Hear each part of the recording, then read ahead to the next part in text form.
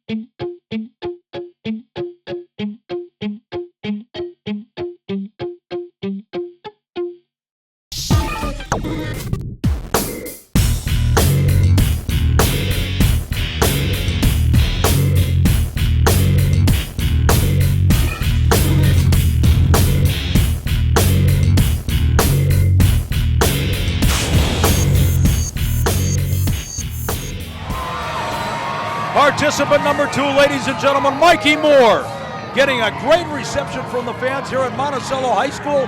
Mikey is a tough young kid, no question about it. He's had kind of an up and down career early on here in the AWF. He doesn't back down from any challenges, and that may be why the one-loss record isn't quite what he would like it to be.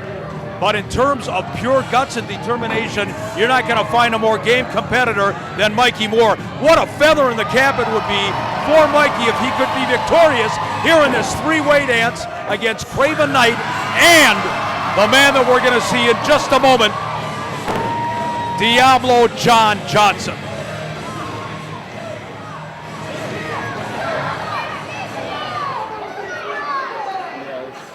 And ladies and gentlemen, introducing our third and final competitor.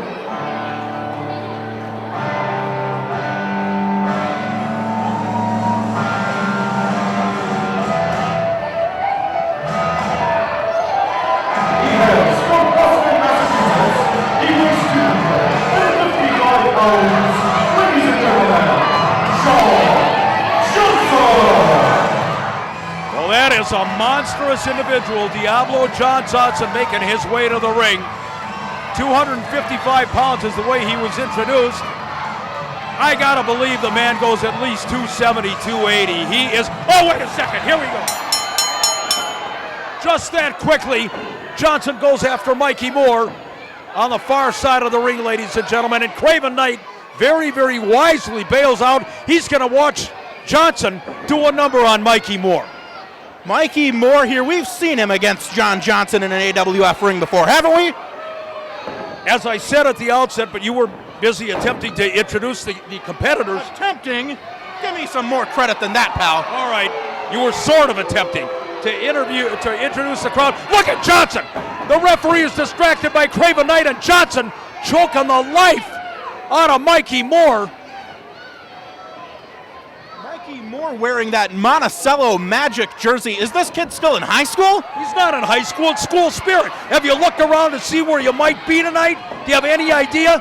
I know you would wear, get in the ring, Paige, for heaven's sake. I know you would wear a shirt that probably said, where's the concession stand? It's right over there, Mick. In fact, I didn't ask you where it was. I think I'm going to go grab a hot slice of Little Caesars pizza right now. Why don't you buy, 6 or 7 and take your time getting back? Craven Knight now taking over the assault on Mikey Moore. Will you get in the ring, referee? What is the matter with you? Who pays Rob Page? Well, poor Mikey Moore has felt the wrath of both Diablo John Johnson and Craven Knight early on here. I don't like the odds for Mikey Moore in this three-way dance. I almost burnt my tongue on that pizza, but yeah, this is better luck next time. So unpredictable are these three-way dances here, Mick, and we never know what's going to happen because it's only one pinfall to win. You can lose the match without ever getting pinned, so who knows what's going to happen. Absolutely. That's all. Oh, wait a second now. Knight with that seated drop kick, count of 1 and 2. Look at Johnson. Wait a minute. It might be a little heat between Johnson and Knight here. Count of 1, 2. Yeah, both of them are taking over on Mikey Moore here. You talk about egos between Craven Knight and John Johnson. I'm surprised there's room in the ring for the referee. You know what, though? Johnson has had championship gold here in the AWF, and Craven Knight wants to get to that next level here in the AWF. He has passion for the sport of professional wrestling. It's not ego. It's will and desire to succeed here, Mick. Be sure to catch the upcoming American Wrestling Federation action when it comes to a venue near you.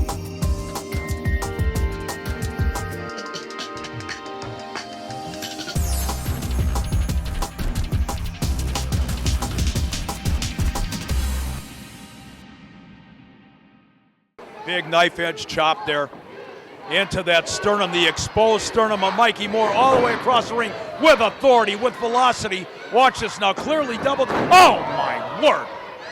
Craven Knight, ladies and gentlemen. You talk about your 6% body fat, Rob James. I don't know. It's got to be pretty close. Look how incredibly toned Craven Knight is, and Johnson going in with that bulk. This could do it. No. Wait a minute now. Now you got a little dissension with the two egotists in the ring. You keep going back to that ego, but I guess with Johnson trying to win this match with just a foot across the chest, he might have a little arrogance in him. You think? Just a little. Oh! Double kick right to the sternum, and Craven Knight with that sliding clothesline, but Johnson takes advantage. Both of these wrestlers, it's interesting. They want to take the credit, but they don't want to do the work.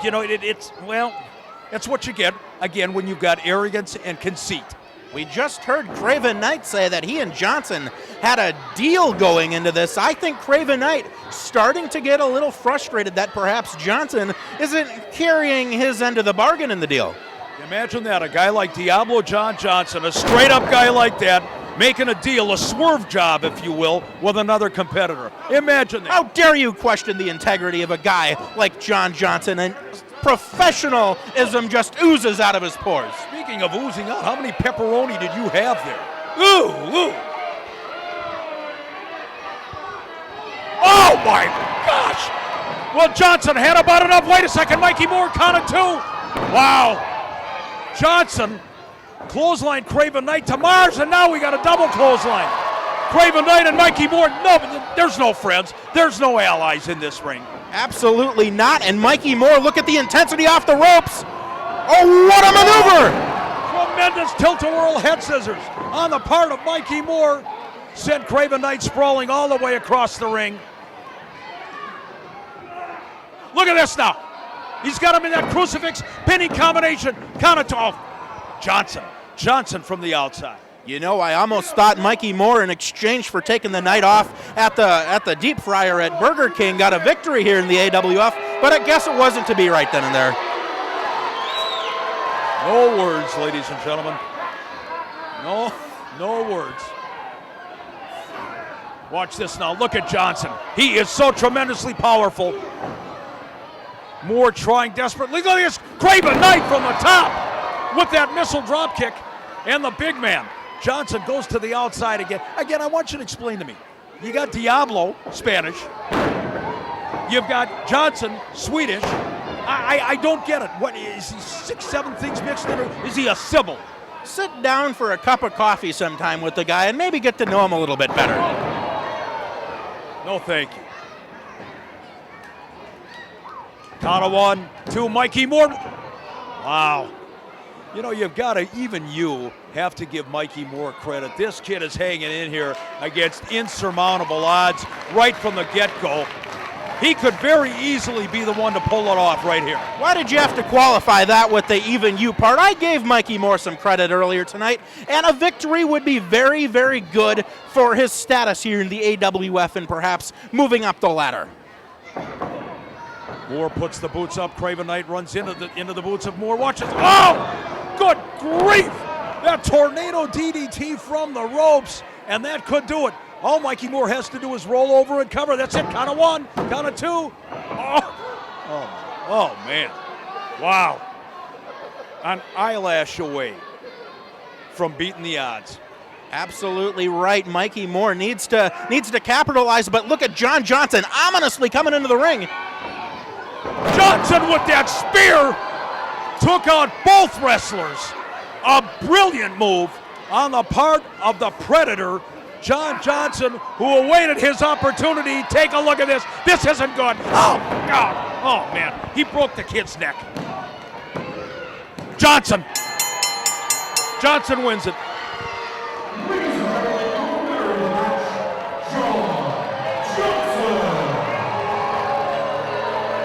John Johnson, ladies and gentlemen, ever the opportunist, took advantage of a situation as, I got to give him credit, that's what you do in a match like this. That spear taking out both competitors at the same time, and Diablo John, big feather in the cap, in the three-way dance here in Monticello. Coming up next, Certainly has become very wealthy during his stint here in the... Stay tuned for more Saturday Night Slam. Referee Page in asking the Stallion if he wants to call it a night with that reverse shot.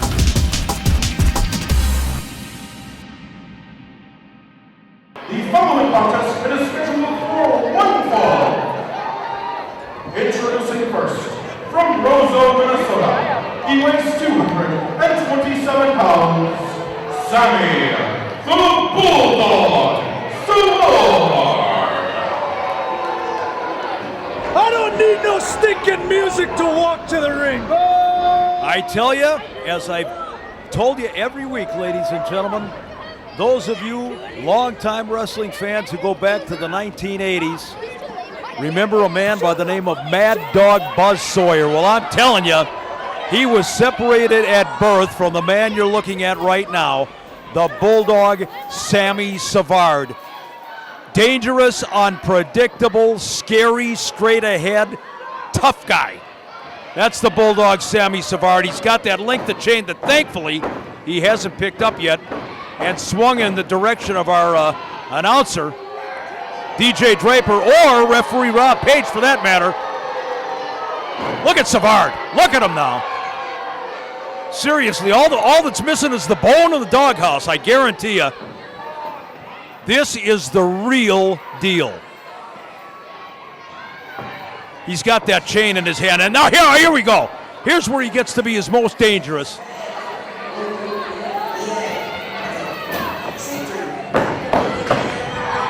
Ladies and gentlemen, introducing his opponent. He hails from Dallas, Texas. He weighs 242 pounds. Ladies and gentlemen, the Black Stallion.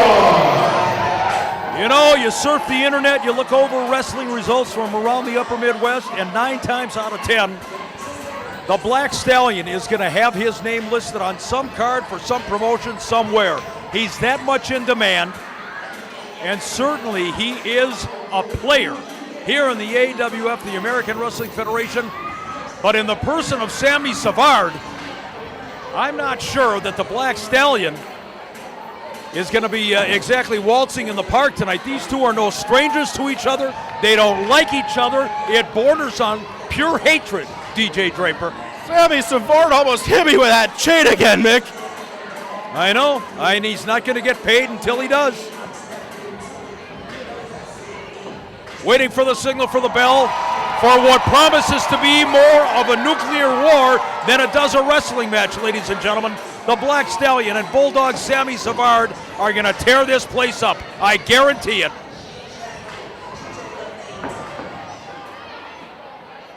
Look at Savard. Look, he is just in another world, another zip code.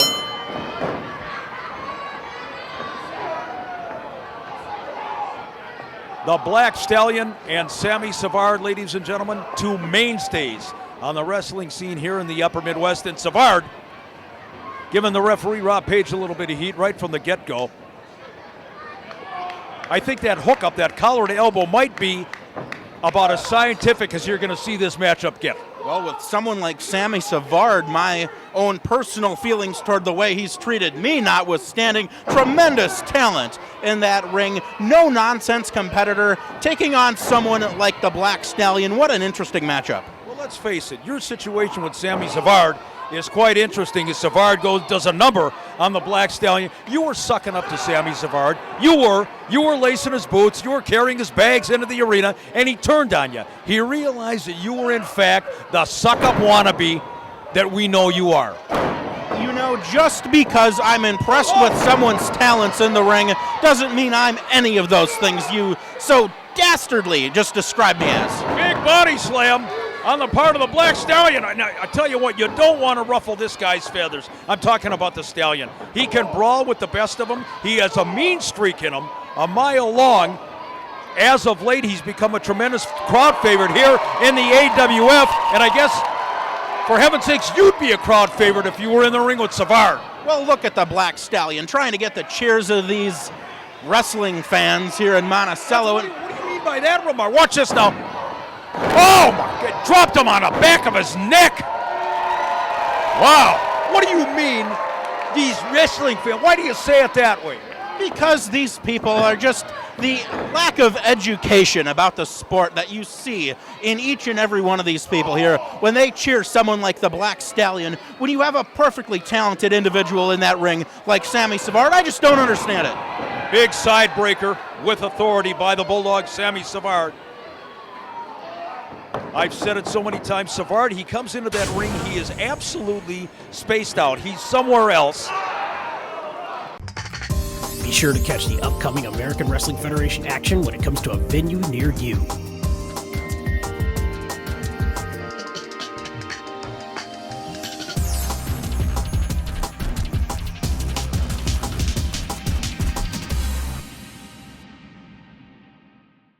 And this is the mean streak. This is the vicious side of Sammy Savard, raking with the nails. Look at him. I mean, he's frothing at the mouth, for heaven's sakes, in that ring. The crowd certainly, as you said, solidly in the corner of the Black Stallion.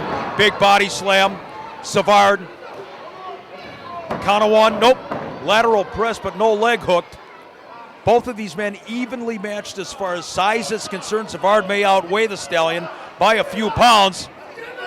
Ring experience about equal there too. And look at again, this animal, this madman, Sammy Savard. Look at that intensity, Mick. You know, the Bulldog, not just a cute nickname. This guy actually gets in there, he scratches, he claws, he bites, and he wins in the AWF ring. Tremendous maneuver again on the part of Savard, who shows you that from a technical standpoint, he's more than capable. Wait a minute, foot on the ropes there. He's more than capable of wrestling in that ring, and I'm talking about the art of wrestling. But he'd just as soon poke your eye out as he would put you in a hammerlock. Not going to dispute that, Mick, but I would say Black Stallion probably has the edge on the athleticism, probably has the edge on that technical ring savvy, but Sammy Savard does whatever it takes to win in that ring. I guess that's the bottom line at the end of the night. You know, you go home with the winner's share of the purse or the loser's share, and Sammy Savard certainly has become very wealthy during his stint here in the American Wrestling Federation and all over the country for that matter. Referee Page in asking the Stallion if he wants to call it a night with that reverse gut wrench. Hanging on, vice-like grip on the part of the Bulldog Sammy Savard. Monticello High School, ladies and gentlemen. That's where we're coming from today with the American Wrestling Federation. There's 2 elbows. He manages to get out of the hole in a third. Stallion, the southpaw. Reversal into the corner, duck of the clothesline attempt. Oh, both wrestlers. Same idea, same time, same impact, same result. Both men knocked silly with that dual clothesline. Unfortunate turn of events as both competitors about lost their noggins, but Savard looking like he's going to be first with the feet. Is he going to the top rope? Sammy, what are you doing? I'm not sure how advisable this is. The Bulldog, he's struggling to get himself on that top rope as it is, let alone set up a maneuver. Now he's posturing to the crowd. Well, what do you know about that? It took him 2.5 weeks to get up there. Oh, man. Air Savard.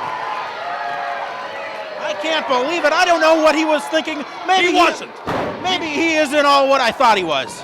Oh, no kidding. You're coming to the realization after he dissed you is what it amounts to.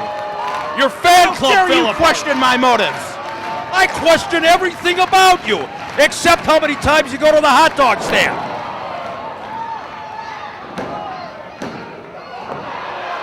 So close. Even our camera crew here, their hearts are palpitating here. At Monticello High School, at that near fall, Stallion, if I'm the Black Stallion now, I do not waste my time talking to the fans about ringside. You got a job to do in the ring because you're in there with Savard, and that's the result. You know, Stallion used to be nothing but attitude and getting the job done in the ring, but since he's taken such a liking to these fans, wait, what's Savard doing? Savard did a little posturing of his own, I believe, where he was doing jumping jacks. Oh, wait a minute. These two brawlers have expanded the playground here from the ring to the ringside floor. Both men on the floor. The referee is continuing the count here, trading punches and kicks and now scratches on the outside of the ring. Neither of them is going to get in there unless somebody opens up their eyes. It's over.